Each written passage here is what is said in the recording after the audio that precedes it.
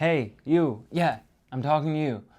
Welcome back to the Talk Shop podcast. Today's episode is with my great friends, Justin Romano and Frank Pugliese. I was a guest on their podcast, throwback to 2 years now, on their Young Minds podcast. And at that point, they totally transitioned their lives into something completely different.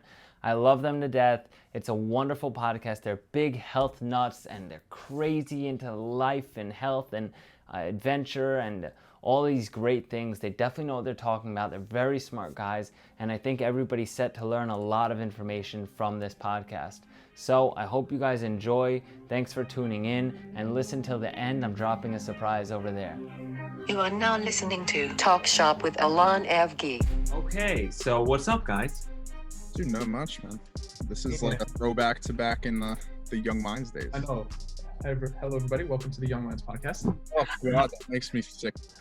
What? This is the Talk Shop podcast, by the way. Taking away the Tuesday part, I'll be posting them mostly on Tuesdays, but it's a Talk Shop podcast. I remember my first podcast, the Young Minds podcast.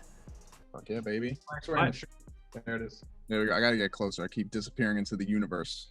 I loved that podcast. Dude, so when you were our guest on our podcast, you were one of the first guests where we had so much positive feedback. It was insane. Right, Frank, if I'm remembering correctly? Yeah, I mean, I don't remember much of the feedback, to be honest. A lot of them were shared, and I feel like it was his Instagram following. Those people, like out of people I didn't even know. It's like, who the hell is this guy? And then it'd just be mentioned you. And honestly, out of all the podcasts, yeah, that was probably one of the more involved ones. You actually were so involved in that podcast that my father was like, I gotta talk to that kid, and like soon, very soon. And then now, today, look at what we built at this point. Yeah, we have a lot of houses together. Unreal. All because of that podcast. Just because of a 2-hour recording. Seriously, people ask me all the time, what does social media do for you? And that's my first example every time. Our specific podcast that we recorded? Yes, I actually say Justin Romano himself. Oh, thank you. So I went on your podcast, and then your father listened to it. He enjoyed it so much. I guess he liked the business aspect of the whole thing because your dad is super finance driven. Your dad definitely understands numbers, concepts, everything, business models. And then I think it was 2 days later, right? It was, I don't know when we met up. I think it was a couple of days after, but it was the next morning. He goes, I want to set up a meeting with that kid. Like that, I love what he has to say. Yep. And then all right. It was sick. And then we sat down together the following day and just talked business. And I was like, if any opportunities come up, then I'll loop you in. And I looped him in on a few, right? We went and toured them together. Yeah, no, it was weird because my dad would listen to them and just kind of like, we weren't necessarily, talking about anything that he'd be interested in normally. And then we were like, fuck it, let's just throw Allon on. Let's see what we could talk about. I didn't know you much at the time. So I didn't even know, I didn't know you wrote a book. I didn't know you were I thought you were into real estate like people are into real estate. They say that they're into real estate. Like I got my real estate license, which means that now I'm eligible to be a millionaire. That's what I'm going to do. I'm going to start being a mogul tomorrow. Like they talk this big game and then they just it doesn't materialize. So it was actually like you were spitting numbers, you were spitting like pure concrete facts to my father, who usually has a very good bullshit filter. Yeah. And at no point was he left, concerned with your answer. Everything was always just like spot on. Your dad's a great guy, dude. He's so funny. I remember he's like, I don't trust anybody. And I don't trust you, but hopefully I'll be able to trust you. And he's like, now I trust you. I'm like, all right, cool. And you were what, 22 or 23 at the time? Yeah. How long ago was that podcast? That was 2 years ago. 2 years ago. Wow. 2 years ago? Very So, moving forward now, like, are you and Frank's dad, do you have property together? Yeah, we're doing deals together all the time. like just closed recently. Last week. I know you wanted to get involved in some stuff too, did you? I know. I mean, I did initially, but then I made a giant shift in my life and needed money for school. So I had invested actually personally a lot of money in, and it was promising, but I said, you know what, honestly, if this is a long-term investment for me, I mean, he's dealing with my father, and if there's something I want to jump into later on, like it's still within my family. So Yeah, that's yeah, I always figured, fuck it. It's Yeah. the return on investment for me to go to school was just higher than that, given what I want to do in my life. Understandable, totally. Totally. And the reason I wanted you guys on the podcast, because when Steve and I sat down and talked about it, we're like, all right, this isn't a business podcast with Justin and Frank, right? It's not going to be business conversations, but Justin and Frank are dreamers. Like, they left whatever they were doing to pursue something totally different. Justin specifically didn't look at anything financial, right? He just moved out to Arizona to become an astronaut. And Frank got his MBA from Hofstra and totally shifted over into healthcare and becoming a nurse and whatever else you're doing. So I said I want them on the podcast because I think it will be a fantastic lesson for people that are scared to take a leap, or they just don't know what they want to do, and that's totally okay, because you guys are constantly transitioning and still loving life and doing what your best, right? Couldn't agree more. Honestly, I mean, if Justin wants to take the wheel on this one. Yeah, the leap, like you said, taking the leap. The leap this time. I said the wheel, but you could take the leap. I mean, if that's a pun for where you are right now on the moon, sure, take your. This is Apollo 17 behind me. That's Gene Cernan. That's Gene Cernan. Anyways, yeah, taking the leap, dude. Like you said, taking the leap to Arizona right now to go to the best possible school for space sciences. It kind of really fucked me hard this time. Are you allowed to curse on your podcast here? You can do whatever you want. Okay. I mean, so Allon, I've known you. How old were we when we started Vital Performance, that company? 18? 18. So quite some time now. And that was a leap. We were young and threw $30,000 into a clothing company. But it was a comfortable leap, even though we failed financially, but learned so much, right? Then we transitioned to drop shipping. That was another leap, but we did really well in that. And like you said, I have leaped a lot, but this one, just because you have to mix in COVID restrictions with this, messed me up pretty bad. But I'm still here, and I'm still learning. I'm still moving forward, and I've completed one NASA internship already, and I have another possibly going in the future. And it's tough, but like you said, like still having fun. But fun's a weird word, because fun to people seems like you're just fucking around and having fun. But fun to me is literally sitting at this desk and like studying, which is so stupid now that I say it out loud. But that's literally what fun is to me. And I know, Frank, you're the same way. Like, your fun is working out and studying and applying the things you study to things you see in life. For sure. I mean, like, just to kind of I'll transition it into like what I have going on. It's kind of the same thing. Like, I thought initially the fun part of my life was the exercise, nutrition, researching all this newest science to apply it to my life to optimize my life. And in that, I figured it was undeniable. It has to gain traction in some way because it's universally applied to everybody. It can be applied to everybody. And what's a better business model than something that doesn't fail on the face of it? I mean, being healthy, being fit, being active is so important to everyone that if you could find a way to capitalize on that, being an expert in that, then I mean, who's going to deny you? How are you going to possibly fail? And that's something that Justin and I kind of jumped into with our podcast. We were like, do we understand what you need to do? We could write it down. We could formulate some sort of specific step-by-step process to, we started that growth minded project, and we could give it to people that they could easily digest it and really understand what it was to be healthy, be happy, how it would change their lives. And we didn't give it too much thought, but we were passionate about it and we wanted to just kind of dive into it. We were both at like dead end jobs that we didn't care for. They paid pretty well, but they were just like, it was a burden on what we wanted in life. I wanted to jump all into what I loved and have fun with it. Like, just to jump back to that word, it was fun to research and do things like sit at my desk and just go over a study about the benefits of psilocybin, right? The active ingredient in mushrooms, and like how tripping is is something that, sounds so taboo, but maybe it may help people psychologically, and try to push that narrative and try to just be the frontline, the frontier of that type of movement. But I think Justin and I realized at some point that you can't mix work and fun on a continuum. It kind of has to be a give and take. Like, it can't just be fun and also be profitable and be something that you can kind of, sit back and watch it grow the whole time. It's not fun to grind. It's hard work, and it's something that ultimately pays off, but it's not like a day-to-day fun grind. So we started to sit there at the table, like figuring out how we're going to formulate this growth-minded project, how we're going to use our podcast to try to drive traffic.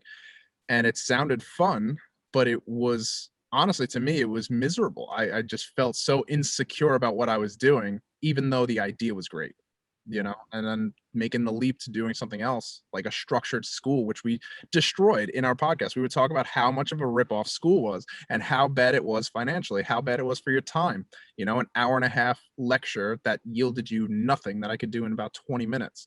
And you pay $20,000 a year to get that information, and then now here we both are paying that $20,000 a year. $1,000 a year, not 20. Whatever.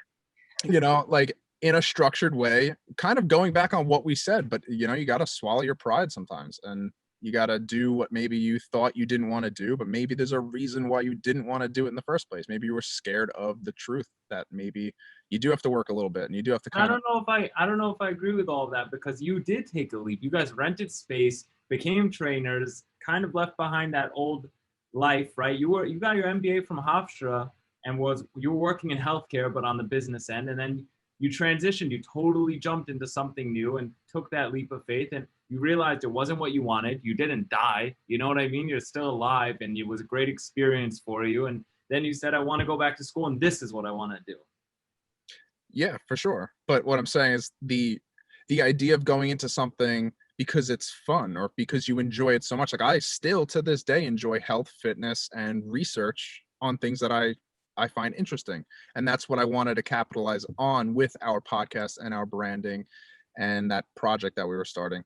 I wanted to enjoy my time doing it. And really what I did was I learned a lot about myself and what I need. And I personally need structure. I need somebody to, I'm like a very good person to interject into a current system. So like if the hospital's already established, like I want to be a nurse practitioner, right? So I want to work within the hospital as an employee there, but have enough autonomy to express myself, my knowledge, my understanding, my interpersonal skills, and do that, but then leave and not have to worry about it when I leave. But I want to jump in and help the momentum of the hospital, help push forward and help innovate and help just make the experience for the patient even better. But then I get to leave, and then I get to kind of hang up my stethoscope, hang up my coat, and then leave and enjoy my life how I want to.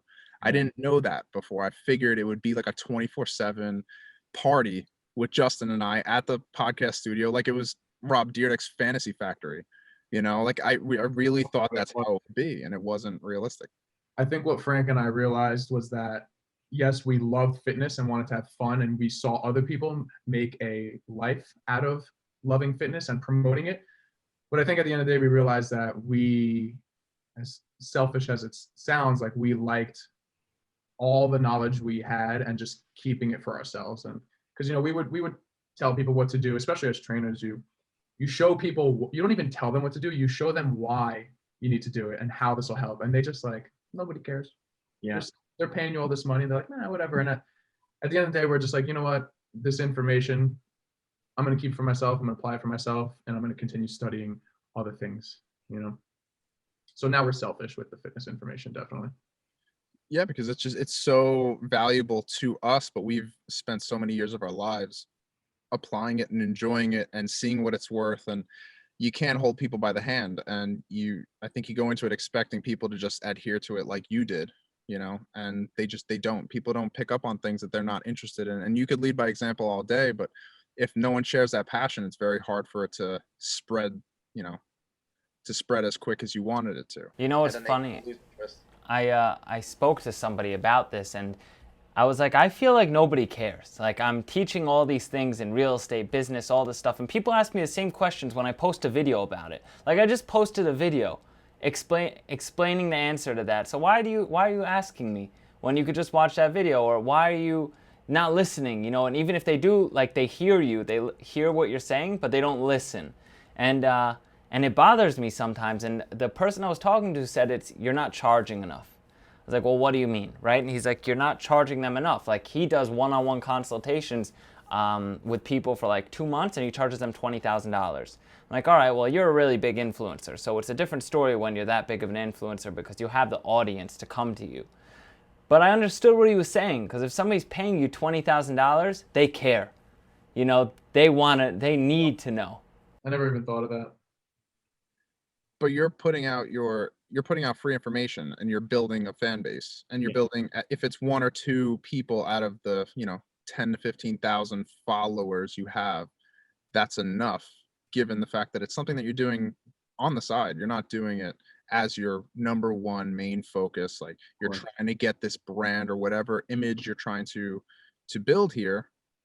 That's on the side. It's kind of running parallel with you. You're doing something. You have a tangible day to day. You have something that's actually going on. And that's a huge thing nowadays, because I see Allon, some things you post, and a lot of it, correct me if I'm wrong, is some DMs that say like, how do you do social media? Like, it's all about the social media aspect, right? People reach out to you asking, how's your social media this good? How do you do it? And then I feel like those same people, and not just in the market you're in, like any market, they go at their strategy is to focus on the social media first and be like dope on Instagram, 100%. and then expect it to roll over into real life, like you were saying, Frank. And it's not like that at all. And I gotta say, I've done that. I've tried that when I was doing YouTube back at 18, 19 years old, and I wanted to be like in the fitness industry. I focused all on social media and nothing in real life. Yeah, but you are very good at social media. You should have never stopped. Never. You always say that. All the time. You're a dick, Justin. You're a dick. You're so good at social media. If you didn't stop, you'd be a major influencer right now, hands down. You know why I can't be a major influencer? Because I'm literally bald. No. We have an investor here. Frankie! No, stay off the Southern State. I ran into him yesterday. He flips us off on the highway. We all rolled down the windows. We're like, we're going to gut this guy. Who does this guy think he is? And we pull up, and it's your dad. How funny is that? Oh, man. What's up, Justin? How are you? What's up, brother? I'm good, man. It's 70 degrees in Arizona, so it's really nice. I heard you guys got a foot of snow. Yeah, we did. Is he on the moon? Finally. You made it to the moon. Strong. It's not as hard as everyone thinks it is. Really? Yeah. Good job, man. Proud of you. What? I always told him he was a space cadet. Yeah, no, he is. He really is. Obviously, he graduated. Good job, buddy. Thanks, Dad. Back to what you're doing, guys. All right. I love your dad.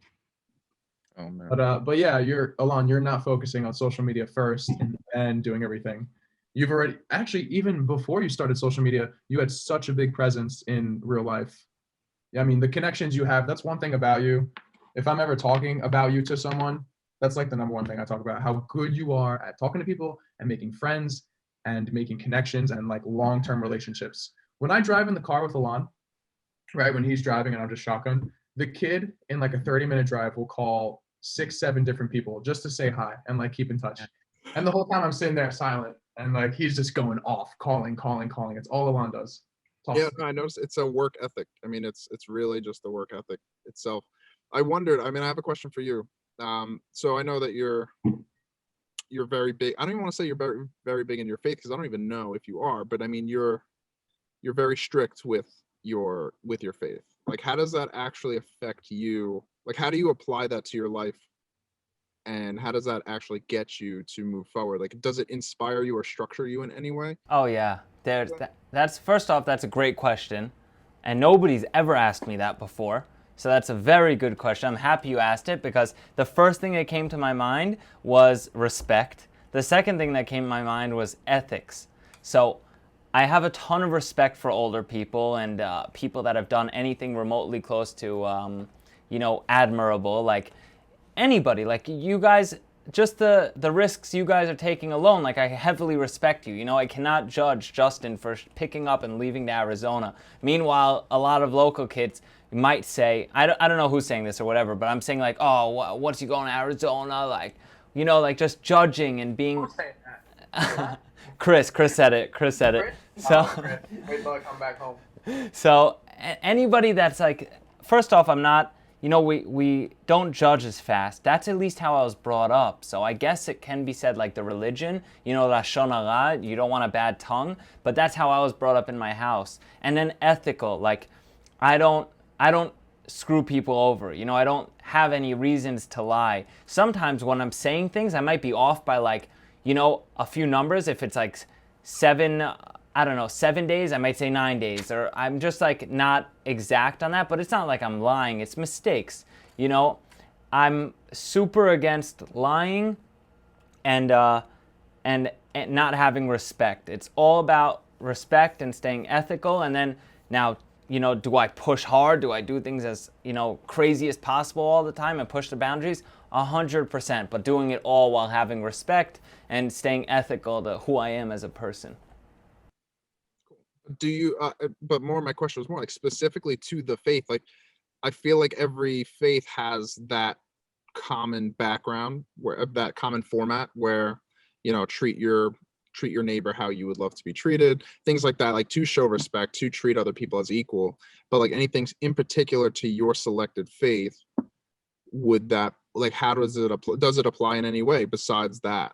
You know why it's so hard to answer that, Frank? Because it's with such a big world now, it's like it just happens to be the way I grew up, because we grew up as 5 Jewish people in a town with no Jews at all in Long Island, New York, eastern Suffolk County. Meanwhile, all the Jews are in Queens, Great Neck, Hewlett. So it's hard to say because they have no respect, most of them.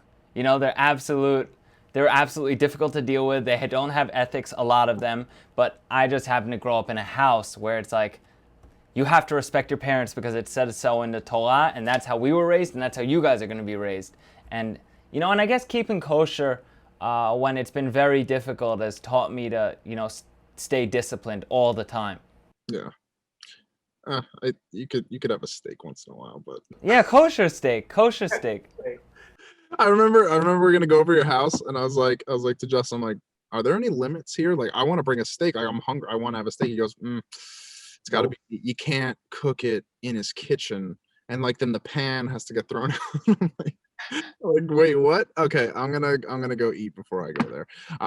If they're gonna order pizza, I'll just have pizza. But you know what? You could have kosher steak, but you gotta buy it from like Queens and a kosher place, whatever. It's so I was just like, how does that apply to you? But I guess there is the discipline. There is kind of that restriction, but it's unnecessary restriction. But I see where you could build strength from that. Like honestly, I'm drinking coffee right now. I haven't drank coffee for about 3 weeks, any caffeine for about 3 weeks, just purposely because I was off of school and I was binge drinking caffeine. And I figured, all right, why don't I just put a stop to this? Because it did help my workouts too and things like that. It's like, just restrict it. You don't have to, but just do that. Like put that discipline in, unnecessary discipline, but you're just doing it. And then now I was so excited to go to Starbucks and go grab a nitro brew so I could have it for this podcast.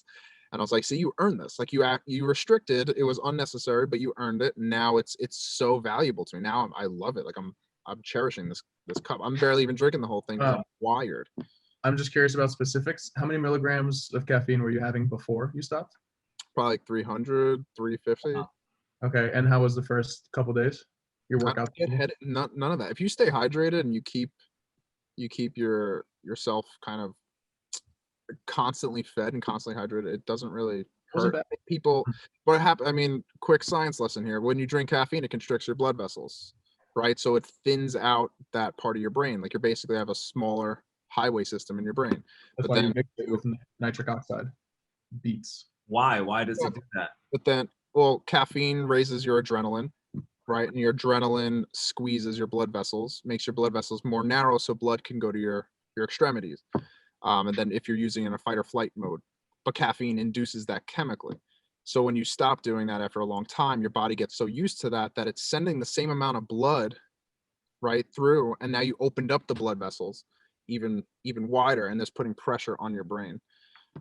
So normally with caffeine, it constricts, and then the lumen opens when you don't have that adrenaline flowing through your body from the caffeine. Okay. So it's putting more pressure on your head. So that's why people get those a lot. But if you just drink more water and stay hydrated, your body will function. Fuck you. Wow, I miss you, Frank. Yes, miss you so much. Bro, it's weird because it's like, and I kind of want to segue, if you don't mind, into like school and academia, how it's such horseshit. It's absolute horseshit. I mean, so basically, just a quick background if nobody knows me, like I've been just a I don't want to say self-made, but like self-researcher. Like I just was motivated by myself. I just wanted to know things. I wanted to know how the body works, why it works the way it works, how do we grow, how do we get healthier, whatever. And just like piecing together certain knowledge, not really understanding how the body works. Then I made the switch to go to school, and now I learn from a structured classroom setting where you're forced to learn every single piece and bit according to the academic structure and the curriculum. So learning a lot, it kind of pieced a lot of things together, which was nice and very helpful. But then once you get into like, for me, it was nursing school specifically. This niche, which is a human niche. It's a human quality. It's not a specific thing like a skill. Nursing isn't a skill in and of itself. It's really just a little bit of scientific knowledge and then your personability. Can I make someone feel comfortable? That's really what it is. But in school, they try to make it seem like it's this bigger, grander, tangible thing. And you realize that you don't learn from being in school. You don't learn from sitting down, studying in a structured way, reading PowerPoints, having somebody tell you how to do things. It's like when Allon, when you're doing your talk shops, you're telling people what to do and how to do it and kind of like the way to approach it, which is kind of like the way structured school is, but you do it every day. Yeah. And it's easy to relate to you because you put it in layman's terms and you make small, easy, attainable goals that you kind of throw out there like, oh, why don't you do this, and I'll run you through a scenario. I'm doing this right now. I'm going to run you through a scenario, and then it makes it plausible for the average Joe to be like, fuck it, maybe if I have a little bit of cash, I could probably try to do this. Yeah. But with school, they're just talking from a throne, and they're just giving you, they're shoveling information into your face, expecting for you to understand it. When you're not applying it, if you can't relate it to anything, you're just getting shoveled information, and you're trying to just hold on to all this information that they're just shoving down your throat. I don't know if Justin, you could attest to that as well, but it's honestly, it's disgusting. It doesn't help at all. It doesn't actually serve you in any way, shape, or form. I mean, it's 100% what you just said.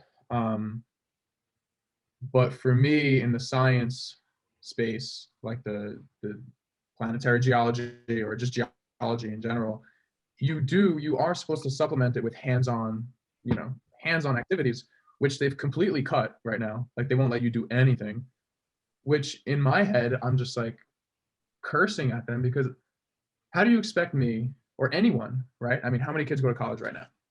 How do you expect us to sit down, after we graduate, because I'm gonna graduate soon? How do you expect us to sit down, let's say at a NASA, oh my goodness, Convention. yeah, at a NASA interview, and they ask you your experience, and I go, I have none. It was all virtual, and then the school is still charging me $30,000, and Which is rough. it's all on Zoom, and I mean, this is just my experience now, but it is very frustrating at the moment. I know when I was in school, like physically, I loved it. I loved being in front of people, speaking. I was always that loser who went up to the board, and like before a test and before the teacher got into the room, I went up to the board and I would like teach kids, like, this is what you need to know for the test. And I loved it because you're in person, you're talking, you're meeting. I would be best friends with all my professors, which is like the coolest thing, because a lot of these professors are like world-renowned geologists and everything. But now I'm getting none of that, and it's so hard for me to stay concentrated, because basically every human aspect is cut out, and like Frank said, you're just being fed information, and it's just like, here, take it, like through Zoom, and it's just tiring. It's not the way we were made as humans. We're a social species, if you want to say. When do you think this will be over, Justin? It's been over for me since March 2020. Oh no, the whole like Zoom thing and all of that. It never started. Amen. I don't know, man.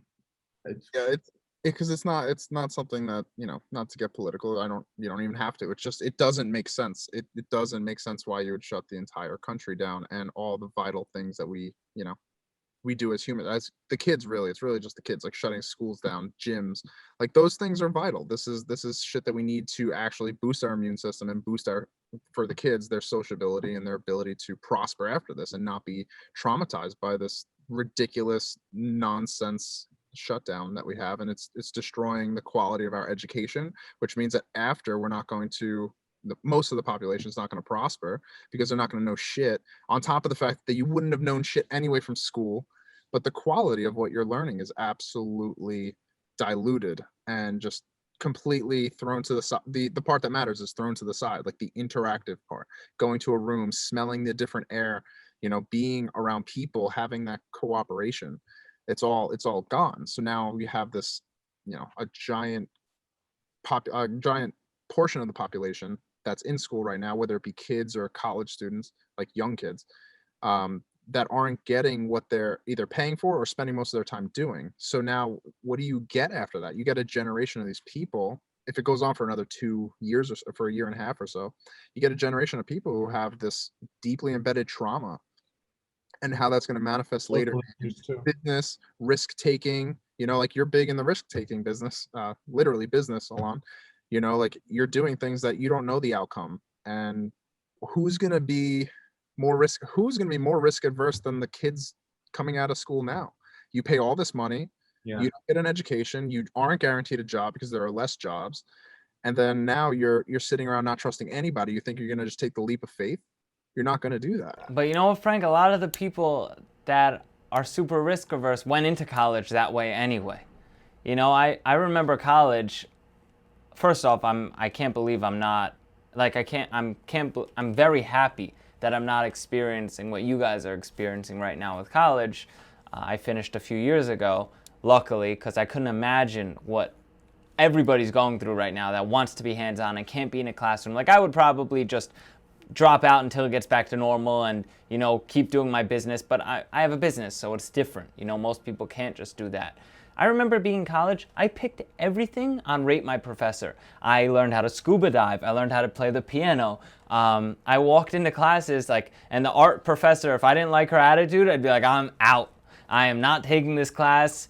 F you. And if the teacher or anybody was like, you can't do that. How can you do that? I'd be like, I'll take it over winter break. I am good, and I do not need to sit here and get shoveled information into my face that I don't even want to learn from somebody that has an attitude the whole time and has no real life experience. And luckily, I was very lucky that I got to pick professors based on Rate My Professor and get that from beginning to end and not have many bad experiences. I had 2 bad professors throughout all of college. So unfortunately, most people don't get the same college experience I did. Yeah, I think it's an archaic concept. It's something that it's old. It's gone. Like my teachers, now that we're not in person, and I feel like this is going to be the new trend, like we're going to try to do things remotely, they're referring to YouTube to show us the things that they would have shown us in person. Wow. Now, what does that say Wow. to you now, right? That tells you that we are obsolete, us as ex-college, put them in quotes here. I won't tell you where I go, but this college doesn't have the ability to show me the information. So what they're going to do is outsource to somebody who doesn't even know that they're getting outsourced to. This person just made their own video, but it's just a very good quality video, which is better than what they could produce. And now this person's getting all of the views, all the attention, and they're creating value for us. And now it's starting to, at least our generation, we saw what it was like to be in person. Now we could see what it's like being at home and who's teaching us better. And that is the free, the whatever you want to call it, the not free range, the people who are doing it on their own, freelance. What's the professor doing if you're getting a YouTube education? They're doing shit. They're doing guiding you around through the curriculum. But a lot of things are leaning that way now. I know leaning the way away from universities or away from degrees more so. So Elon Musk came out not too long ago and said, if you want to work at SpaceX, you don't need a degree. Come to an interview, show me what you know, talk to me or to someone doing the interview process, talk back and forth, and we'll know what you know just from talking. He's like, you don't need a degree. You could come, you could be a rock. And that's because partly from him, he literally builds rockets. He has no degree. He taught himself. So he's going at it with that perspective. And then Google recently, I don't know if you heard about Google's dropping their university. What it is, you can pay, it's something so cheap, like $60 a month, and you get access to their classes. It's not dropped yet. They're unveiling it, I think, in 2021. But Google, they're creating a university, and all it is there's a bunch of different certificates, and it's $60 a month for maybe like 4 or 5 months. You do training, like full-time schooling, right, through Google. And when you're done with it in 6 months or 5 months, only $60 a month, they treat that as a full-on bachelor's, and you can get a job in tech at Google making, I don't know, $60,000-$70,000 a year. With, for someone who didn't go to college, that's amazing. And then, you work through Google for 5 years, you can probably bump up to something else, learn more stuff. Like, so a lot of these things are happening that's pulling away from a traditional university where you pay $30,000 a year, and your first year you're just doing social studies and art and welcome to ASU. Here's your orientation. Like, okay, that's not what I paid for. Thanks, but You are so upset about ASU. I feel so bad for you, Justin. Rough. I literally left a great job. My family, my friends who are like my friends, like all you guys and our whole group is like family to me. Yeah. I can walk into your house when you're not even there and just hang out with your parents. You can walk in, same in mine, like we're family. I left all that and my dog. I left my dog Jet. to pursue this amazing education at ASU because it was the best I can do. And I'm just sitting at my computer all day, every day, all day. I'm just right here. No hands on, nothing. Damn. Waste, garbage. Listen, I know in the end it's not going to be garbage because to be an astronaut, you do need your master's. So I'm here finishing my master's. You do need that piece of paper. So like when I look back at it, I'll be very happy. But for now, it's tough. It's stupid. I think it's so stupid. Because you're a hands-on guy. You love to be hands-on in everything. Listen, I'm still out here building stuff. This is a 3D printed model of the SLS rocket. This is the rocket I'll be on when I go to the moon. I'm still doing hands-on stuff. Shit, where is it? I printed that for you, didn't I? I know. Fucking waste of plastic that was. Yeah, I'm still doing hands-on stuff. I picked up a lot of gun stuff. I'm learning a lot about the mechanics of firearms, building firearms. Actually, with your brother, Allon, with Anthony. I didn't even know that.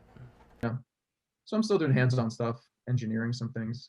I just wish I was doing it with school since I paid $30,000 for it. I just think that's the new way it's gonna be. I mean, as I was trying to segue before into, like I see what you're doing, Allon, and it's like you're actually doing the thing. And while you're doing the thing that you're talking about, you are showing people. You have Steve helping you actually film it this way. You're not getting, your brain is not all cloudy with, all right, how do I pitch this angle? Where are we going to set this up? You're just doing you, and he's filming you do you. And then creating these like beautiful artistic expressions of what you're doing on his own while you're able to still grind and run with what you're doing. And I feel like that's going to be the way of the future, where people are teaching. Like I learned a lot of what I learned before when I was doing my own research before school, before structured school. I was on YouTube listening to podcasts, getting inspiration from podcasts to then go further, dive deeper into the studies that were mentioned, or the person that they refer to, the researcher, to go into their work. And then I did my own studying from there, and it was very efficient because I gave a shit and I was able to go down the rabbit hole, right?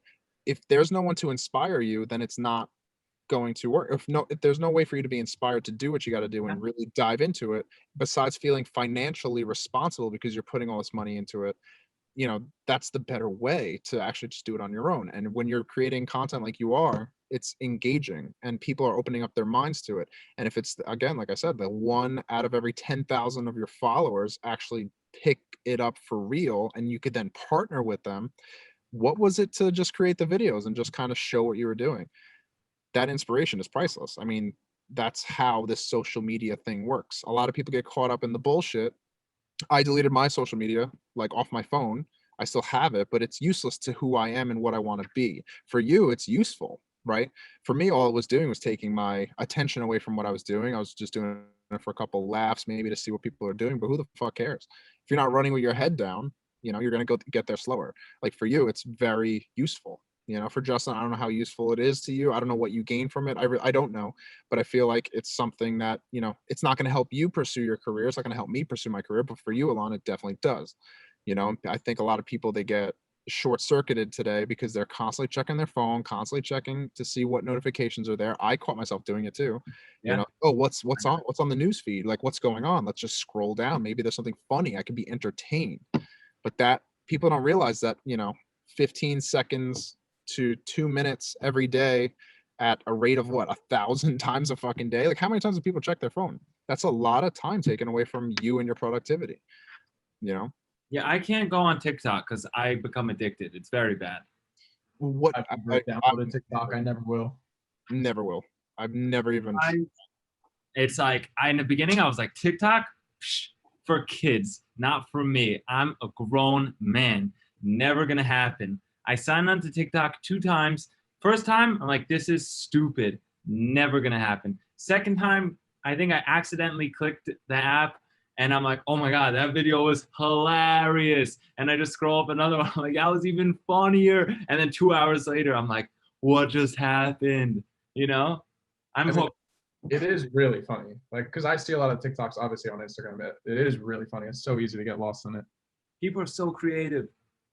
They are, but it's like, do you realize how stupid that shit is and what it's doing to your reality? Like, if you were like, all right, look, every night instead of watching my show at 8 p.m., 9 p.m. when I get home from work doing shit, I'm going to go sit down and watch it. And then your media of choice is TikTok to go sit down. That may be better, but it's not. It's in your pocket. It's while you're online at Starbucks. It's while you're in traffic for people, looking at shit while they're driving. It's getting to the point where you can't even sit down and have a moment to yourself and be self-reflective, and you just have to dig into your pocket, see where the next notification is, or see what the next funny video is. And then it's almost as if you were underwater and you came out from the water and now you have to dry off again. It's like, it actually takes you out of reality. What a fantastic analogy. Yeah, I was actually thinking that same thing because recently I found, like, anytime I have downtime, I'll put on a podcast, or downtime when I'm like eating food at the table, like I'll prop up YouTube and like watch, I watch like engineering educational videos, but I'm still always watching something. And I thought about that the other day. I was like, I'm kind of never just silent in my head. When I'm driving to work, music's on or a podcast's on. When I'm laying in bed ready to go to sleep, Instagram's up. Like, there's never really a time where I'm just sitting in silence. And that's important. It's funny you bring that up because I was just thinking that the other day. It's a lot of that. I mean, I could definitely attest to that 100%. Like, every time I find myself going down that path where I know media is keeping me entertained throughout the day, if I have a free day, but I'm going to school. So in my head, I go, all right, I'm going to school. I don't have a lot going on. I'm kind of almost holding my breath for the next 2 years so I can get out of school. And then when I'm done, then that's when life's going to start. That's when I'll start doing things. Right now, I'm just going to keep myself busy. Just, I'll check here and there. It's not that structured. It's ruining my time every single day. It's actually taking me out of my reality, taking my emphasis off of the moment and putting it into my phone just to stare at this piece of glass that's going to give me a chuckle, a little dopamine hit. And more people are on it nonstop now because of the pandemic. Exactly. But it's just creating this external life that you put in your pocket, but it doesn't yield you anything. And if you're in a place where you're struggling or where you're not, financially you're not on point, or you can spend more time doing other things that are going to benefit you, and you're sitting there looking at your phone, you're basically holding your breath for a couple of minutes every time you're on it. You're not doing anything for yourself. That's why I stopped. So I actually got a Rubik's Cube. Jen inspired me to get a Rubik's Cube, and now I could knock this shit out within 3 minutes. Wow. Learned a skill just for shits and giggles, because I don't want to stare at a screen. I don't want to sit there and take my time out. So whenever I have a moment, I just put my mind to something, get into a flow state, and just. You don't watch YouTube videos to learn how to do the Rubik's? I did watch a YouTube video to learn how to do it, but that was one sit down moment for about an hour, and then after that, now I have the algorithms down. I could solve this shit within 3 minutes. That's so funny. I could be a loser right with you too. Watch this. Wow, you're making daisies? Now. Yes, I am making daisies. But this I just wanted to do, got excited to do it because it's anti-technology. We're so connected with technology, and if it's not benefiting you, then it's only taken away from you. If it's not yielding you income, it's only taking away from you. It just is. So now what I've been doing, instead of laying in bed watching Instagram, I sit there and play Sudoku. And Really? I sit there with a little light, put some music on, and just play Sudoku. Wait, I need to take a picture and send it to my grandmother. 1 second. Of what? And This? break that out again. Killer Sudoku. Killer Sudoku. I Wow. can focus in France. It's all French. All the numbers. So what would you guys suggest right now, I guess, to a millennial that's looking at social media all the time, constantly on their phone? They don't have the chance to go to the gym right now or hate going to the gym and struggling through school with the same stuff as you guys to live and lead a healthier life? That's loaded. But I mean, it's hard, dude. That's the problem that we faced. Frank, let's do this. Let's do what the whole Growth Mind project was about, was small little habits, right? Mm-hmm. So let's go at it from that angle. So we were developing this program that was going to be online for everybody, and the main point, I guess, okay. Think about when someone has a new fitness goal, right? You always hear them talking like, "Oh my God, January 1st, right? Coming up in what, 2 days, 3 days? January 1st, that's it. I'm changing. I'm going to hit the gym. I'm going to change my food. I'm going to lose 30 pounds. I'm going to be insane. I'm going to be a beast," right? And those people, they go at it, they attack it. And because they attack so hard, they fail in 30 days, right? They're like, "Oh my God, this is crazy. I need to step back." Then February comes, you step back a little more. You're like, "This is exhausting." So Frank and I's whole plan, which is, it's our plan because it's what we've implemented and it works so well. It's creating habits, super, super, super small habits. Literally the first thing, if you, like Allon, your question, if you want to live this healthier life, it sounds so stupid, but water. How much water do you drink? That's your first step. Spend a month, like buy one of those hydro flasks. Spend a month making sure every single day that hydro flask follows you everywhere. Because after that month, drinking water will become such a habit, you won't even think about it. I know for a fact, Frank and I, that thing follows us everywhere. Being dehydrated is never an issue. And that sounds so stupid, but when it comes to fitness and health, everyone wants to like make a cool video on Instagram. It's like, no, what's going to be better is literally just water. Like do that for a while and then move to the next step. The next step could be walking more or doing, taking walks after you eat. Something so stupid. And it sounds so stupid that a lot of people don't do it. And they're missing out on a big, no pun intended, like moving a big rock. Like drinking water will help a long way more than something else. Exactly. But it's really just you're implementing small tests, right? At the end of the day, it could be anything. And when it comes to like the younger person, I mean, the question was about millennials. I mean, we are millennials too. So we do have, a couple people almost into their 30s. So when you're at that age, it's kind of like, I don't want to say it's too late because it's not, but you're kind of who you are already. You know who you are to a certain extent. You kind of developed yourself.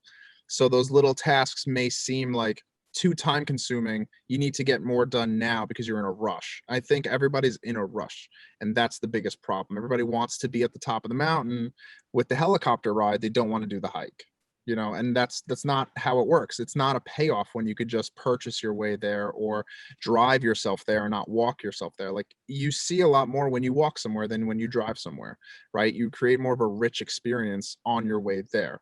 So yes, the small things like Justin said, like just drinking a little bit of water, realistically, something like that in particular, you do for 3 to 4 days, maybe a week.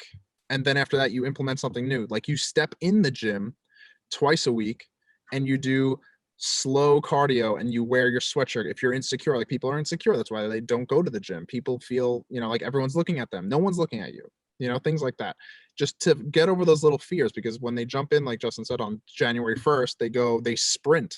They want to get there now. They want to lose all 50 pounds in that first month. They want it done. And then after that, they could like, I'm done.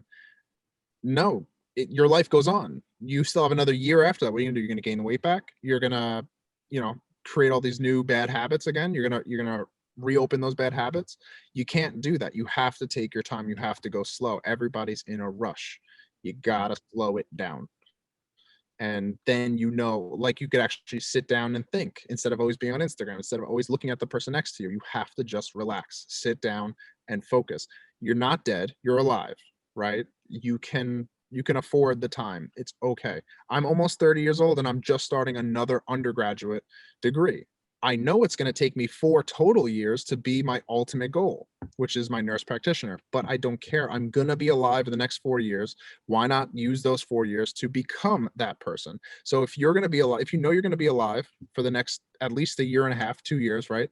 You could lose a significant amount of weight. You could increase your stamina or increase strength, muscle mass, whatever you got to do.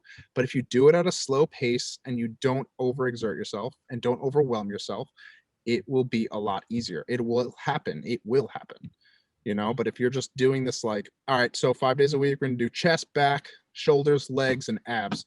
And then you're going to do that. And then you're going to eat steak in the morning and have eggs in the afternoon. Like, no, dude, no, it's too much. It's too much. At the end of the day, you have 24 hours, do what you're doing, but add one little piece every day.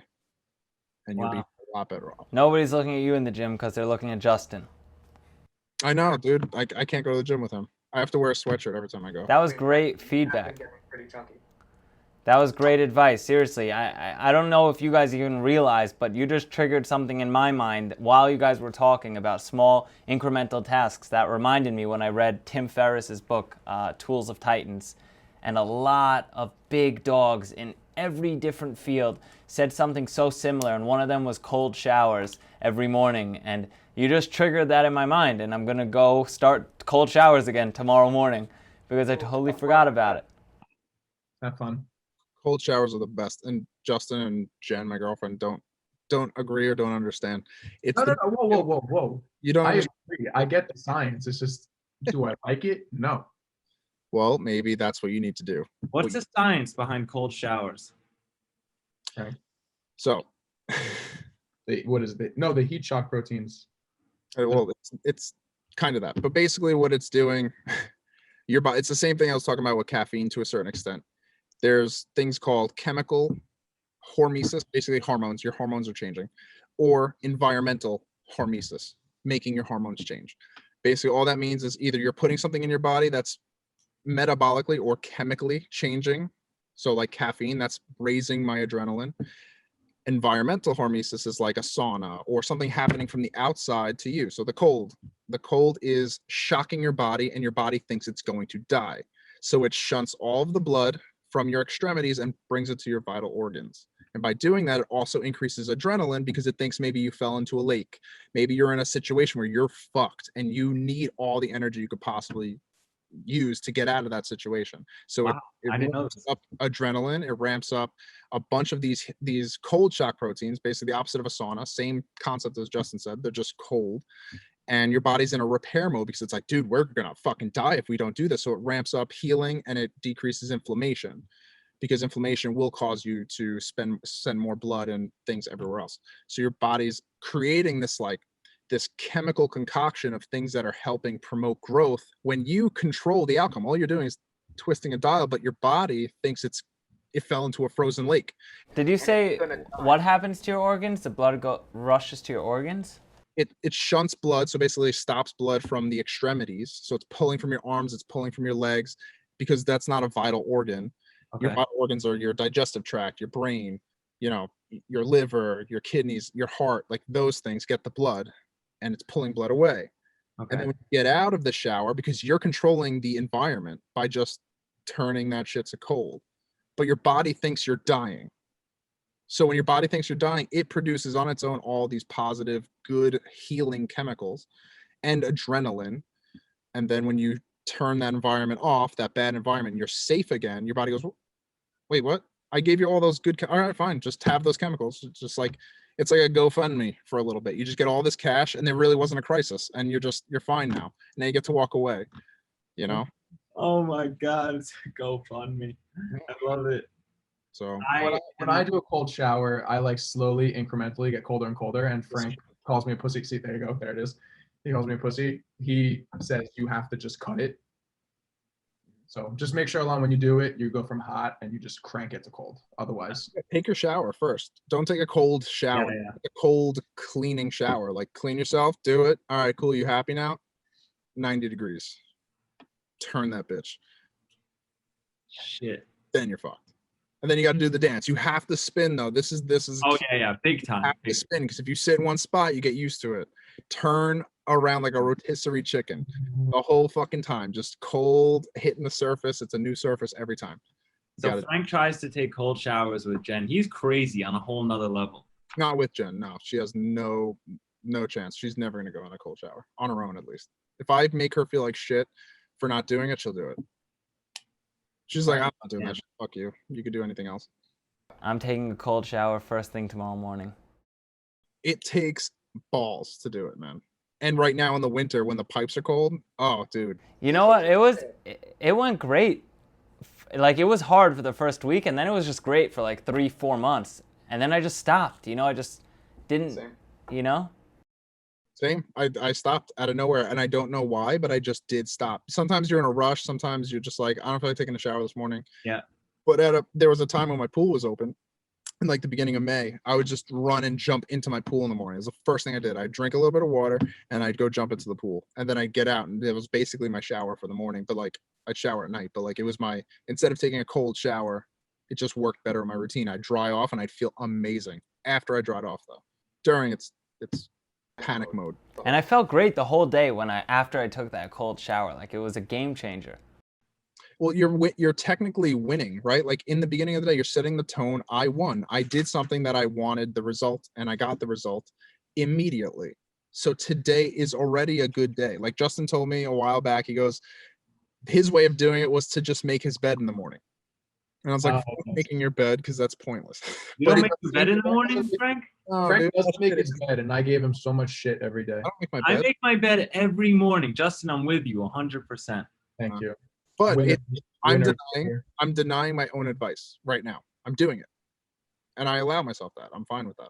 Because if I did, it'd be nice. But it's a corner bed and it's a king. So like, to get the sheets over into the corner, I can't. It's such a bitch. I have to like jump. Frank is athletic. Frank's an athlete. One of the biggest athletes I know. Yeah, sorry, dude. It's all the way in the corner. No, I would say when I wake up, I make my bed. And I was trying to tell Frank, like, it makes you feel good. It's a win. Like, you wake up, you get up, stretch, whatever the fuck you do, and then when you make your bed, you turn around, you're like, all right, clean, perfect, next step. Like, you just got a W for the morning. Do you have walking access to 3 points of your bed? 3 sides of your bed you can walk to? 4 points. You have a bed in the middle of your room? Yes, I do. So all 4 sides, you can walk around your bed. You can do laps around your bed. That's incredible. I could still hit 4 points. No, like, if I walked around my bed at some point, I only have 2 sides. If you have a square, right? You have a square, it's in the corner. So there's walls in the way. So I can't tuck in the sheets on that side. It's a king, so I can't stretch and get it. So I have to literally hold the sheets and jump across my bed. It's ridiculous. I look like a schmuck. It's physics, Justin. You wouldn't understand. Yeah. He didn't even take that class yet. He didn't take physics yet. ASU is closed. There's a bigger issue. That's why I like take a cold shower though. You'll be fine. So honestly, real quick to segue though, because of what we're talking about, like, I think a lot of kids today, like millennials, like you were saying before, they're afraid of discomfort. And I think that they don't understand what it's like to struggle, because relative to our parents, their generation, like, they didn't have Grubhub. They didn't have, any service they wanted at the flick of a thumb to, get an Uber somewhere. They didn't have to save up to buy a car. They didn't have to do all these different things. They just have wants. They don't have needs anymore. And I think that's a big character development aspect that we're missing from society right now. And, like the cold showers, like, we have to actually induce pain right now today. Like, going to the gym, that's a discipline. You're inducing like some sort of stressor on your body, because we don't have a natural stress. We're not fearing for our life. We're not fearing for our safety. We don't have bullies. We don't have anything in our way today like we did before. Everything is kind of like cushiony and nerfy, and I think that that's what builds character, and it also builds a drive and a desire to move forward. And that's why we have all these little pussy snowflake queefs running around like with picket signs bitching about everything. I'm sorry, at some point we have some sort of self accountability, and we need to suffer a little bit more. I think people have it too well. Their feelings get hurt and it's over. Just burn it all down. This is unfair. It's not true. You know, we have it better than we've ever had it before. And I think if we're a little bit more humble and we're a little bit more open to the fact that we are such pussies and so soft, we need to push ourselves into more uncomfortable situations, like making my shower cold. You know what I mean? Like, just so you could appreciate being comfortable. Yeah, I'm constantly uncomfortable. So when you live in a state of being uncomfortable all the time, it becomes easier. You know what I mean, right, Justin? Yeah.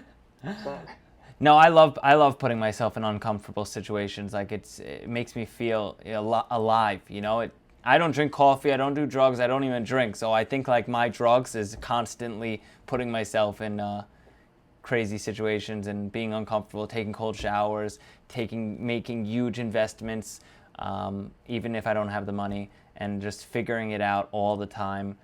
But to touch on what you said, I think you're 100% right, Frank. And you know what? It's at the end of the day, it's a choice. Like I don't choose to ever be around people like that. You know, I can't be friends with people like that. I don't think the people listening to this podcast, whenever I launch it, will be like that, because everybody that's in my circle or that listens to me, like if I feel a hint of that, I shut them down. You know, even let's use this example, Connect 4. I don't know if you guys know this, but I'm the master at Connect 4. I'm the Connect 4 master. I've been playing it nonstop. I've become very good. You probably haven't seen it, Frank, but he's been betting people $100 that he'll beat them, and he's been beating people and taking their $100. So Frank, people talk shit all the time. They're DMing me, I'll crush you in Connect 4, I'll crush you in Connect 4. Maybe 10 DMs a day about how badly I would lose to said people at Connect 4. I said, you know what? After thousands of games, I want these big dogs to put their money where their mouth is. I start calling them all out one by one. I said $100 a game to all the big dogs out there. And only 2 people followed through. And they lost. Bet up. Yeah. You don't hang out with. Yeah. To people I don't know. Some people I did know, and I actually had a total of 4 bets. 2 games for $40, 2 games for $100. I won all 4. And He plays Connect 4 with some people, like just through like an online game. Oh, okay. I was He like, doesn't meet up. Yeah, he's gonna go meet up with all these people just to play Connect 4. okay, thank you. And then, Justin, I caught somebody using a bot against me. No, really? How did you catch that? I swear it was John Lepak, that bastard. Too quick. Like every time you would go, it would go like mad quick. No, I've played the auto solvers, the bots before, and I realized the strategies he was doing. I'm like, you are not smart enough to do this. And 3 times playing Connect 4, the kid knows these strategies that only a machine knows. Oh man. Caught him. So, what got you into Connect 4? My mom bought a set, and you know. Okay, one thing led to another. Yeah, the competitive edge. Yeah. And started taking people's money. You realize though, like we're overcomplicating shit. Like that stuff is so much fun. Like this Rubik's Cube has Jen's in the other room right now doing a Rubik's Cube. Wow. She's gonna watch something, but she's playing a Rubik's Cube, trying to get her times down. Like it's small, it's silly, it will gain nothing besides accomplishment. It's a personal thing. She's not putting it on Instagram. It's the mental exercise. Exactly, and it's putting you in a flow state. And I don't think not many people are aware of how important that is. Like when you go and do something in a flow state where you're doing something that's involving every one of your senses, and that's all that matters in that moment. That's all that matters, and it's not an electronic thing where you're just watching something and just staring lifeless. You're applying your brain, your sight, your touch, motor skills, and that just develops you as a person. It's very important. I am currently buying a Rubik's Cube. Frank, do you know my cousin Julian? Yeah. So Julian lives on his phone basically. He's what is it, Gen Z? I believe so. I don't know what, I know that they're younger, but I don't know that. He's definitely a Gen Z. And even if he's not, he is. Yeah, and it's the Snapchat era. Like, I call them the Snapchat kids. The kids live on Snapchat and TikTok. And I actually bought a Rubik's Cube. It's so funny you brought up a Rubik's Cube. I was about to talk about that before you brought it into the frame and mention how my cousin Julian, the whole ride up to Vermont 2 days ago, taught himself how to basically solve a Rubik's Cube. That's why I just learned about daisies. So he... I would have never thought Juju would have done that. Julian devoted his life to it for the whole Vermont trip, and now he can solve a Rubik's Cube in like 3 minutes. Yeah, it's so much fun. Like we're just getting our times down, and it's a fun little thing to do. We play little games, something like Rummy Cube that we showed you. Yep. You know, like that's another game. It's Rummy Cube, Rubik's Cube. I don't know. There's a trend here, but it's an interesting thing when you put down the internet, when you get away from the internet for social things, and you just get a little bit more, for lack of a better term, introverted. You just kind of do things on your own, and you explore your own mind, your own capabilities. Like what frustrates you. Like, are you going to quit? Because with me, I was about to quit the Rubik's Cube. I was like, the fuck am I doing this for? This is so stupid. I was getting like stuck on parts, and I'm like, wait. So you're just going to quit now? You ran into a little struggle. You're going to quit now? And then I was like, I can't do that. I just chose to do this, and it's only been about 40 minutes. You can't just rush to the top. That helicopter ride to the top, you can't do it. I love how he had this conversation with himself and he like persevered. I've said more things to myself than I've said to anyone ever. Really? Yeah, I completely. I'm an introvert. At the end of the day, I'm an introvert, but I'm very interested in other people. But, I think I'm slightly spectrum, but it's okay. There's Agreed. nothing wrong with what you're saying. I talk to myself all the time. I tell myself exactly what you just said. Yeah. It's weird because it's like the more you practice saying it to yourself, the more you hear how stupid it is, if it is stupid. And then you hear and go, that sounds really good, actually. That does make sense. That actually makes sense. Apply that. And then when I go to refer to it with either people or, whatever I'm doing that next day or week or month, I refer to that conversation I had with myself, and then I feel a little bit more secure in whatever I'm doing. I love your attitude with that, Frank, because you're not scared to mention it. You have no fear about being weird or not cool. Like, I feel like a lot of people are, I guess I'd use the word scared to, or uncomfortable to talk to themselves because it's like, that's weird. That's not cool. I tell myself before the cold showers, I remember I used to tell myself, like, you can do this. Allon, you're Allon. You can do this. Like, you've got this down. Ready, set, go. Boom. Hit the lever, and then it's like cold shower for a minute. I hit the clock before I do it too. And I would do it for a minute straight and I'd be like, it's over. You did it. Good job. And walk out. There's nothing wrong with that. I think when you speak like that though, it's because you have so much confidence in who you are as a person, and then the knowledge you have, and not just the knowledge but the experience we have, that you could speak and you could be confident and not in how weird, right? You said it's weird when you say stupid stuff like that, which I do all the time. I mean, the amount of times I talk about space. I even remember one time I'll never forget. I was at your house along with everyone, and someone said something about the speed of something, and I was like, oh, did you know? And I like throw in a space fact, and Anthony turns to me, he's like, why does everything have to be space all the time? I'm like, dude, I don't know, like I just know these things. But a lot of times when you speak, no, my favorite quote is I say favorite quote and I'm gonna forget it. A lot of times when I speak and I'm speaking extremely cocky, I'm not talking about myself, I'm talking about the work. So it's not that I'm being cocky and arrogant about myself, it's that I know what I've been through and how much work I put in and what, all that backup. So that's what I'm being cocky in. Yeah, and cocky, I don't even think is the right word. I don't even think it's worth that negative connotation. Like, you're confident in what you're expressing, what you're saying to people. Like, if it's not of value, then it's fine. If it's not offensive, directly offensive, then who cares? It's just dead air then. If it didn't hit, if it didn't land, then that's you trying to gain traction. You spun the tires a little bit. But at some point when you keep on the gas, you're gonna gain traction and actually go faster.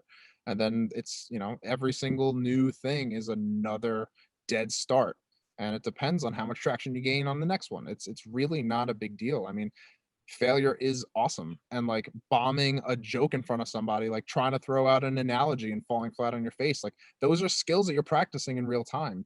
To I think it's this Instagram era where everybody thinks that they're, they have to put up this persona that they're awesome, they get the right angle, for lack of a better term, on everything that they're doing in life. Like, they need to have the nicest car, they need to have the nicest clothes, they need to look the best, they need to be perceived as better than what they actually are. And that's what induces anxiety. Like, when you put yourself at a level 9 on your social media or this image that you've created, but you're really operating at a 7, that 2% gap is what creates anxiety. Yeah. That feeling of being inadequate is what creates that anxiety. It creates liars, it creates deception, it makes you uneasy with who you really are. So when you you do want to throw out something that is dear to your heart, but you know that that's not part of your image, you then feel like you can't say it, or you feel like people are judging you. You're judging yourself. That's your own critic inside of you that knows that you're operating at a 7 and you're not really that 9. And that's, I feel like it's just extremely important to shed light on that, because everybody suffers from anxiety. A lot of more people than ever before. Why suicide's so high? Everybody's so focused on being perfect. Everyone's so focused on being better than they actually are. What do you think about that, Justin? I mean, I agree full-heartedly. And I was in that position. Remember, Allon, when I had the 31,000 followers? I was 100% in that position where I wouldn't post how I really feel because it didn't vibe with my image on social media. I was like 19, 20, and my image on social media was what I wanted to be, that 9. But really, in reality, what my life was, if you knew me personally, was maybe a 7.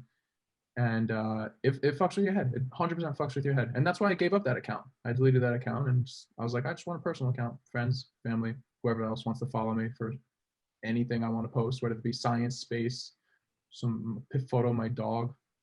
Because my account before was all fitness. Frank loved it so much. It was all shirtless pictures of me. That's all it was. 31,000 followers, nothing but steel abs.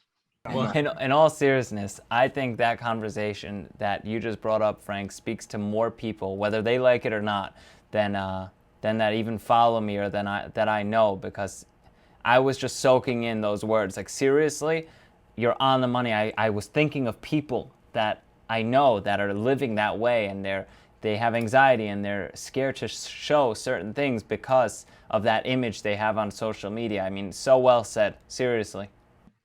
Well, thank you. But I suffered from it myself. I gotta be honest, because if you don't fail like that, if you don't realize it, then you could sit here and be like, theoretically that kind of makes sense. Like, no, I felt it. It actually happened. I lived it. And I don't think you're saying like, oh, a picture, just to clarify, you're not saying like it's a bad picture of somebody, but it's like them scared to throw out an analogy because then that would go against their image because it wasn't a good one.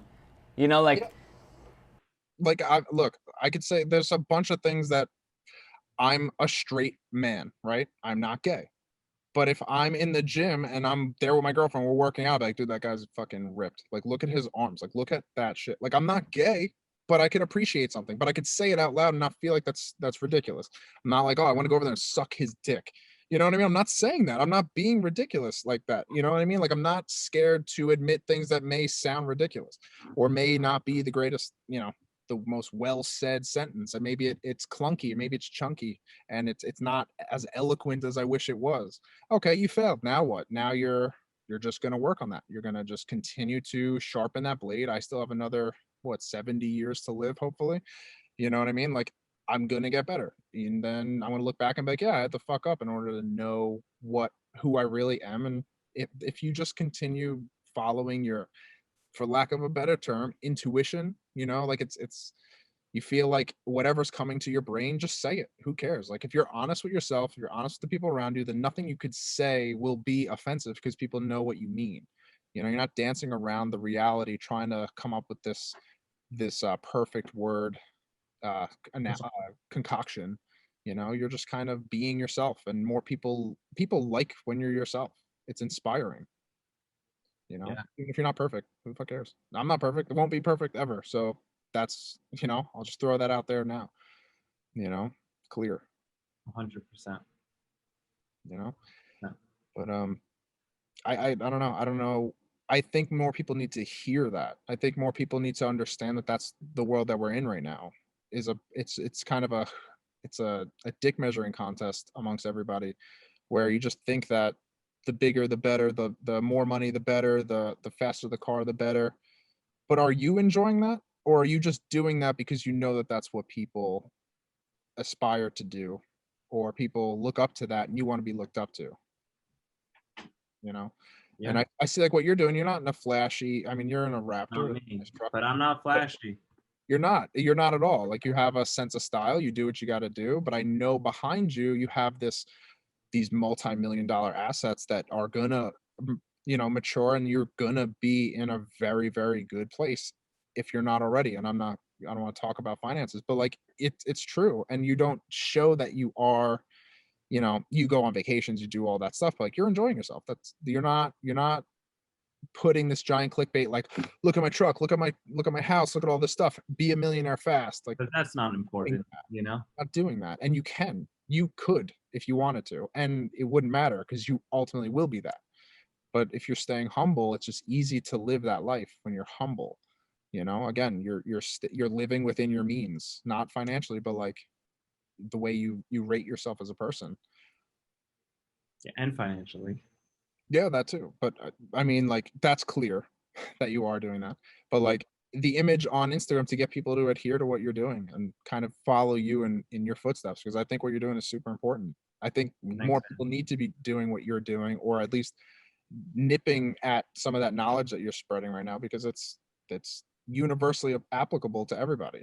It's everybody has money, everybody, not a lot of money, but people have it and they need to make more of it. And what you're spewing, what you're saying is just, it's a bunch of solid real information that people could use. Yep, that I'm doing every day. The biggest issue is analysis paralysis, what I see in people, which I talk about all the time, that they're just scared.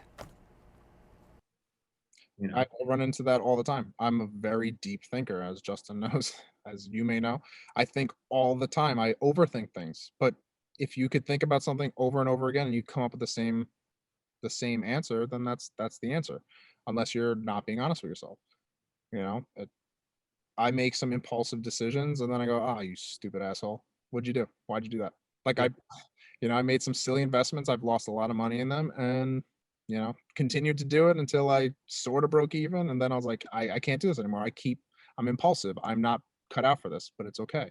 I failed, but it's okay. I wanna touch on one last subject before we call it, and that's the health and wellness industry. And I think it has a little bit to do with what we were just talking about, because all the feedback I hear from anybody in the health and wellness industry says that it's so fake. The social side is so fake. The people are so fake. Like there's always this, I guess, ideology of the fakeness of the health and wellness industry. My main question was going to be about, is it a good time to get into the health and wellness industry business? Whether it be gyms or products or whatever it is, which you guys could touch on as well if you'd like. But since we're on the topic about, that image and all of that, like what do you guys think about that? That fakeness of the industry, and why is it like that? I mean, it's totally fake. It looks good on social media, right? One of the videos where you have a band and you're just, your glutes popping out and you're pulling the band backwards, like it looks cool, it gets you clicks. And sure, the algorithm of social media is the more clicks, the more popular, the more money you can make, kind of. Maybe like the immediate money, but not like a long-term success. Why is the fitness industry so fake on social media? It just looks good. And it's the reality of the fitness industry is like, it's not boring, but it's simple. It's not complex. It's move more, don't sit as much, lift things. We were evolutionary. We were built to move and lift and run and do all these activities, which, throughout the years, you look back, it's just cut away. And I mean, especially this year, oh my God, it's like everything's cut. All mobility has been cut. We were built like that and now we don't have it. So like a real educational video of like how to move more, that's boring on Instagram. You're not going to click a video of some guy just sitting here like this telling you, get up from your desk, do a 90-90 stretch, get your hip aligned. That's so boring. And everyone wants to click on the butt pic, the booty pic.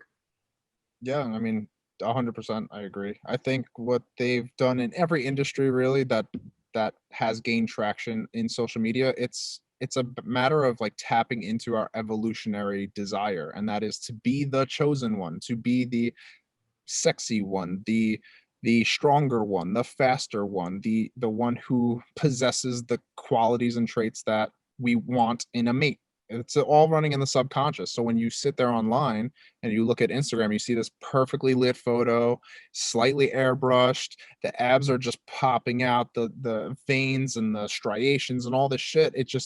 it's an image of optimal health, and just that it seems like that person has all of the qualities that you would ever want in a person. There are people who fall in love with other people or get obsessed with people just due to the physical image that they see on their screen. And what does that tell you about the consumer? It shows that we live in a very clickbaity, temporary, short acting society where people don't want to spend a lot of time. They just want to enjoy the benefits of everything. So like, you're staring at someone with this incredible physique. You want it, but you're not going to get it with your current attitude and the way that you are. So you follow that person and it's inspiration. But really what it is, it's like, it's this weird battle that you have with yourself. Like, I'm never going to get there, but that's perfect. That's so interesting to me because I can't do that, or I aspire to do that, but I don't actually do it or execute it, but I'll leave it there so it can maybe inspire me a little bit. But that's all that these people are that are just posting their abs. And I was doing it with like backflips on these videos and doing all this shit to try to get you to come in. You would see, oh wow, there's this guy who's also fit and he looks good, I guess, and he's got all these skills and he must be more valuable, because I wanted to attract people to my show. You're just trying to attract people. You're hijacking the little senses, the little dopamine senses in the brain. And I think that a lot of it is tailored towards that, but there are some good eggs. Like, you can't just take the whole industry and just smack it in the face and say it's all bad. It's not, but it's the consumers that drive the economy of what's being sent. If people didn't follow the person with shredded abs or the girl with the giant ass, like, then that wouldn't sell. But Or the girl that does the flips all the time on social media. What? Oof. And to answer your question fully, when you said what should people wanting to get into the fitness and health industry, what should they go towards right now? I've been hearing a lot that the at-home personal trainer, like you go to someone's house and train them, has been booming. I guess mainly because people are scared to go to the gym, or even in some states, I know the gyms aren't even open yet. So that's an opportunity. So if you get really good at learning how to put someone through a workout with simple things like a barbell, a couple dumbbells, or a kettlebell, basic things like that. And I know, Frank, you could attest to this, how you could do a full workout with a barbell. One barbell, some weights, you could change an entire physique. If you get good at that and start promoting that you're an at-home trainer, you go to people's houses, I've heard that is booming at the moment. Yeah, I mean, I think it's definitely important to look at like how you can make a quick buck. That's really just a quick buck. I mean, you can only spend your time, like, you have a finite amount of hours in the day, right? So social media can be kind of like that flyer or business card for you to then get that client, but you really, again, you have a finite amount of time every day. So I think, like, in the fitness industry, if you're not going to be a trainer who works and breaks their back for 8 hours a day, like, that's hard to do, man. You'll make a lot of cash, but it's not secure. And if you get sick or if anything happens to you, you're not secure. You have to pay for your own benefits. Like, it's not a smart career move at all. In my opinion, I think it's so far from security, like, at all. Not like you have to live life in a bubble, but like, it's very hard to live that life just like that, right? So when you're talking business or getting into the industry, I think really Justin and I tried, and I don't know what that avenue is. I think right now gaining trust is so hard because it's so diluted. That whole entire market is diluted, and you could tell people how to do a bench press, or show people how to do a squat, but until you're able to hijack that motivation center in their brain, I don't really know what you could do in the fitness industry. I think it's overcrowded, but the information that's out there is so contradicting. So you have these pockets of like these little echo chambers. So like, you have your keto people, your vegan people, and they both think that the other one is wrong, right? And they're very dogmatic in their approach.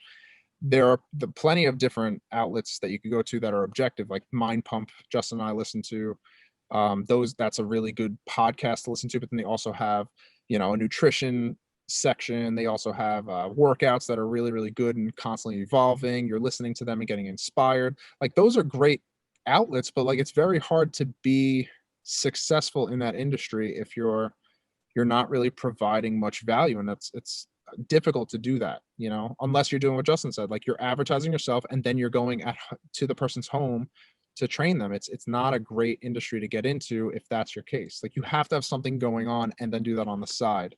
Otherwise, it's very difficult to get into. I don't know how you could capitalize on fitness. There's no equipment that I could think of. Maybe if you have this new revolutionary thing that like, is this big, but it's a full gym. Like, it's hard to do. It's very difficult to jump in that space. I think tech. There's like did you ever see that at home fitness thing where it's like electronic weights? So like a guy's laying down on a bench and then there's a cable and it's electronically resisted. Like, that's new. There's nothing like that. So if you're a tech company, you're kind of hijacking that niche, which required physical weights of varying sizes, and they're clunky and hard to store. So that kind of took care of that issue, the space issue. Other than that, I mean, it's the same book over and over again, that people are writing today. Like, the fitness industry it's clouded and it's full of that clickbait dopamine, I wish I was them type of content. I mean, what I took from all of that was, if somebody does want to get into it, they're hard set on it, find a pocket, be very creative, maybe tech, or just be super specific on what you're doing, and you'll have some opportunity. Yeah, I'm at least, to be honest. I don't want to be cynical, but I don't think it's the industry to get into. Well, you have to flow with the times. You have to flow with the times of what people want. Right now people don't want to go out. So you have to kind of transition to that and then cater to that area. And because it's a consumer-based market, and typically not many consumers. How many clients can you have at once? 15 is a lot to carry at once. Yeah. 8 is a good amount. So you have to cater to what they want. Because if you're trying to promote something about fitness and health, even if it's correct, if it doesn't click in their head and it doesn't cater to what they think they need, they're not giving you any money. Yeah, exactly. That's for that hour to hour trainer shit that we were doing. Like, that's important. I wanted to show people how to do, kettlebell squats and like different things where they could actually do it safely and build real strength. But they were like, I'm not sore. Why am I not? I'm not feeling sore. And that's what they thought is really supposed to happen, is you're supposed to work out and get sore. Meanwhile, that's not true. But again, people have spewed so much bullshit on social media and these bodybuilding, forums and all these different things that are showing people how to do certain things, but it's not necessarily true. And it's hard to gain traction in those areas because it's so diluted, that whole industry. Interesting. So I wouldn't encourage anyone to just get into it. I think if you're really into it, you have something that you really believe in, and if you have the wherewithal and you have the business savvy, you'll know what to do. But to try to figure it out right now, you're not going to get anywhere with it. You're not going to innovate just for the sake of innovation. You would have to had innovated and then say, holy shit, people need to know what this is. And whatever that is, if you had that mental structure where you did it first and then you say, this fucking works, this is the best thing ever, I want to market it, that'll work. But whatever that is, that's up to you. Well said. All right, well, I love you guys. Thanks for hopping on the podcast, guys. I really appreciate it. And it was a great conversation. Like I said, I didn't even have to tap into my notes because we just have such good, genuine conversations every time we talk. And I learned a lot, and you got me back into cold showers, Frank. So I appreciate that. Oh, hell yeah, dude. I'm taking one tomorrow morning. That's it. I'm going to send you a text tomorrow morning and make sure you did it. I guess I have to take one too. I'll take one. I'll text you guys. Justin's doesn't count because the water already, like, standard is 85 degrees. Oh, yeah. From the pipe. Yeah. My shit is frosty, dude. Frosty. Same here. Justin, you're out of this. I'm still going to do it. Yo, my nipples get so hard I could cut glass. Well, Pixar, it didn't happen. Well, on that note, it was a pleasure. All right, dude, thank you so much for having me on. This ignited a new thing in me. I want to do this again. Maybe myself, maybe have you guys on mine. Young Mind Podcast. This guy had to skip town. All right, guys. I'll talk to you later. All right, dude. See ya. Oh, well, now that that's done, I mean, my mind has exploded. Those guys are just so smart. They know so much information about so many things. Like they said, they study all the time. I genuinely love those people as friends, as educators, and just as big thinkers. I hope you guys enjoyed that podcast. If you're listening this far, the surprise was that I'm giving away a free pair of AirPods to anybody listening this far in. If you DM me right now and tell me you listened all the way to this point. Only one person is going to win the AirPods, by the way. Let me just clear that up. But I want the first person that listens all the way to this point to DM me, say you listened all the way to the end and that you're getting the surprise. Let's do a keyword like dog face. Keyword dog face. That's it. Thanks for tuning in to this week's Talk Shop Tuesday. It's been a pleasure. Whatever platform you're listening on, I want you to leave a review. If you can leave a review, write something nice, something hopefully that'll get other people to listen and want to be part of this Talk Shop community that we have going on. I've been posting Talk Shops since Talk Shop Tuesday a few years ago, that weekly Talk Shop Tuesday on my Instagram, and now Talk Shop Podcast. I put a lot of work into this, and I really hope that it transmits to everybody on the other side of the camera or listening on the other side of this tape. Please leave a review, that will be helpful. Subscribe if you're on YouTube or wherever else you can subscribe. Drop a comment, just give some feedback. Let's keep uplifting each other and make this happen. And share. Don't forget to share. Even if you learn one thing from this entire podcast, I just want you to share that little piece of information with whoever else you think it'll help. And seriously, Justin and Frank dropped some serious knowledge. They mentioned things that I've forgotten about, and they've, put it back in my mind. Like I'm gonna start taking cold showers again because of those conversations we had. So share this if you want to help somebody else, and thanks for listening. Talk soon.